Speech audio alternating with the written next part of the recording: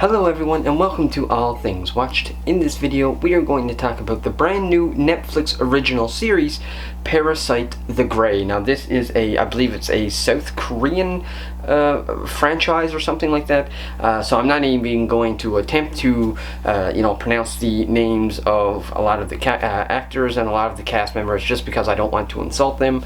I don't speak their language, so I don't want to be insulting in any way whatsoever.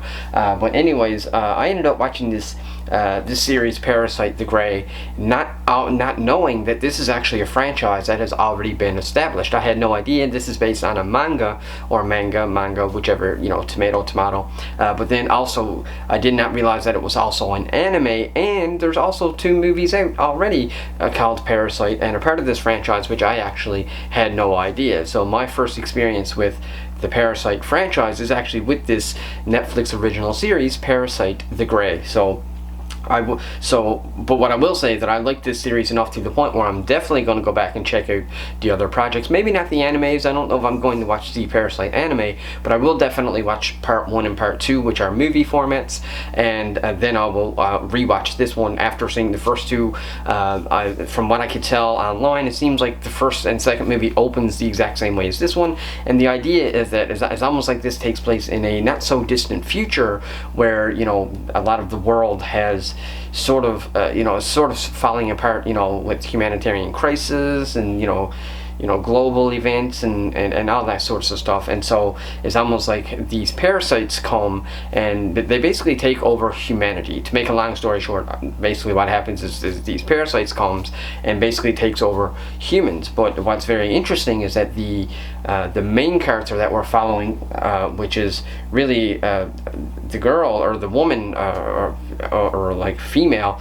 her name is Jung-hyun, I believe is how you pronounce her name. I could be butchering her name, but anyways, either way, she ends up getting infected by the parasite, but she's not. But the parasite doesn't actually take over her brain, so she's kind of like an anomaly where she has the powers of the parasite, but she is still human. She's still in control, whereas everybody else is actually becoming these monsters, and the parasite has taken over, and basically the humans have become these hosts. But with our lead main character here that we're following, she's like an anomaly. It didn't take over her. She's still very much in control, but it is still inside of her, and she has the abilities. And after watching a bunch of these episodes and the whole series as a whole, it really gave me a whole lot of vibes. I could see inspiration coming from different other projects. Like, for example, there were times, especially with the way these creatures open up, I felt like it was very much like Resident Evil. There were times when I really felt like this movie was kind of like Aliens, with the whole idea of the parasite living inside of a host, like with that general terms. In fact, in episode 4, there was a scene where the main character who is still human but has the host inside of her, the anomaly, we'll say, there's actually a scene in episode 4 where she's actually able to communicate to the host, and the host is actually the parasite, and the parasite is actually sort of protecting her from feeling a bunch of this pain. She's the host, so I would assume if the host dies, the parasite dies as well. And so her and the parasite ends up forming almost like this symbiotic bond where they're sort of relying on each other, and the parasite actually ends up speaking to her inside of what the parasite calls like a spiritual world or whatever the case, or whatever, like this. I guess it's inside of her head, but it's kind of like it's like if your body were to have a spirit, this is where this parasite is has her and is talking to her. But it really gave me a Stranger Things vibe, where I felt like it was almost like you're watching the upside down world. So that whole scene that we had with the parasite in when it was communicating with the girl in episode 4 very much felt like Stranger Things. The world, the way it was, it really had that upside down sort of feeling, although you could see memories, and it's almost like the parasite could see the memories and the host could see the memories.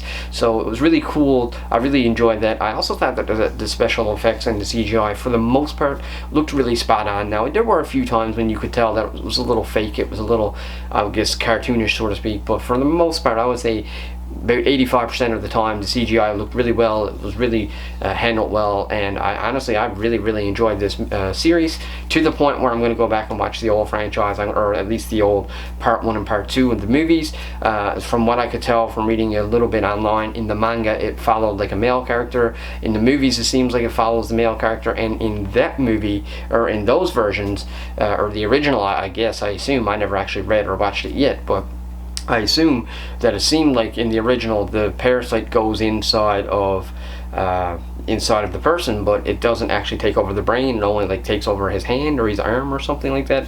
Whereas in this series, the Grey, seems like it does take over and get inside of her brain, but is still not able to actually take her over in general. She's still very much in control. So I guess there are some small subtle differences. I'd also be very curious to know, is Parasyte the Grey an actual continuation of the movies or of the manga or the anime? So if you're someone who is familiar with Parasyte, then let me know in the comment section below. I'd be very curious to know, is this like a reboot, or is this a continuation? But either way, I really loved this series. I thought the action, there's a lot of action in pretty well every episode. You get one pretty good action sequence, at least one. Now, lots of episodes is, pedal to the metal action for the whole episode, but you're going to get at least some action in every episode, and it was really fun to watch, and I loved it. And also, it was only 6 episodes, and I think that was really appropriate for Netflix to sort of keep this at like a more of like a mini series. But in terms of performances, I thought all the performances were great. Like I said, I loved the CGI, I loved the special effects, and I'm always someone who was a fan of like the Resident Evil movies. I know a lot of people got out of the Resident Evil franchise as time went on, just like like The Walking Dead. A lot of people end up getting out of that. I was also a big fan of The Last of Us. I thought the TV show was pretty decent actually, but I think the games were still a lot better than the TV show. But that type of genre where you have these monsters or these parasites taking over hosts or something like aliens, I'm a big fan of that kind of stuff, that genre, kind of sci-fi, weird aliens type stuff. And honestly, I had a lot of fun with this, and I would recommend it even if you're someone like myself who had no idea that Parasyte is actually already a franchise. Definitely check it out. Netflix, if you have Netflix, is on there anyways.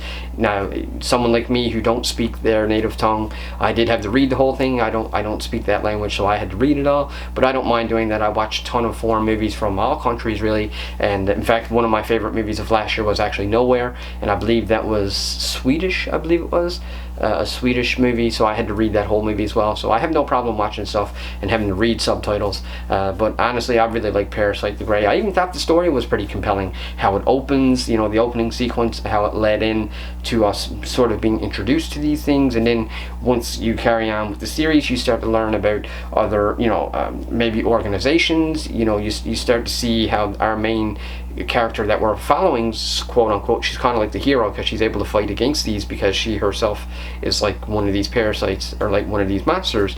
But it's kind of cool to see how the world was very much afraid of her as well, because she was an anomaly. Even though she was human, it was very hard to trust her because of the way that these things work and act, and maybe to the point where they might not have even really believed that she was still human. But all in all, absolutely loved it. If I was to give this a number, I would totally give this like a 75%. I absolutely loved it. I had a lot of fun watching Parasyte the Grey. I hope there is a season 2. I can't wait to go back and watch the original movies. If I do, we will review them on here, of course, and maybe even do a podcast for it and do some spoiler breakdowns and whatnot. If I hadn't known that this series was going to be this good, I probably would have did an episodic breakdown of it. But I got so many other series that I'm trying to get to and finish. Still got to finish Echo, Avatar. We're going to be doing Shogun, 3-Body Problem, and I'm not sure what else yet, but tons of episodic reviews coming, as well as movie reviews and all that good stuff. And but with that being said, that's my review of Parasyte the Grey. Let me know in the comment section below if you've seen it, and if you'd like to tell me why or why not. If you like this video, click that subscribe button, and until the next one, take care.